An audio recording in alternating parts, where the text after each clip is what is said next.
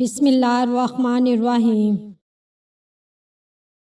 حضرت سعد رضی اللہ تعالی عنہ نے ایک مرتبہ بارگاہ رسالت میں عرض کیا، یا رسول اللہ صلی اللہ علیہ وآلہ وسلم، اللہ نے آج مجھے مشرکین سے بچا لیا ہے، اس لیے آپ یہ تلوار مجھے دے دیجئے۔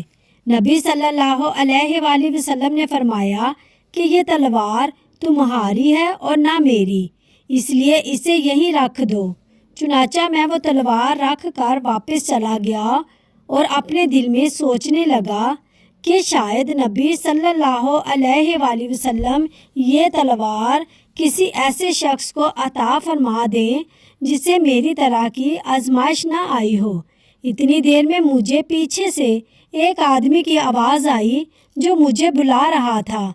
میں نے سوچا کہ شاید میرے بارے کوئی حکم نازل ہوا ہے۔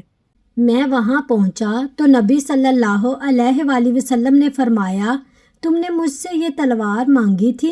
واقعی یہ تلوار میری نہ تھی، لیکن اب مجھے بطور بہمہ کے مل گئی ہے، اس لیے میں تمہیں دیتا ہوں۔ اس کے بعد یہ آیت نازل ہوئی کہ اے حبیب صلی اللہ علیہ وآلہ وسلم، یہ لوگ آپ سے مال غنیمت کا سوال کرتے ہیں، آپ فرما دیجئے کہ مال غنیمت اللہ اور اس کے رسول کا ہے۔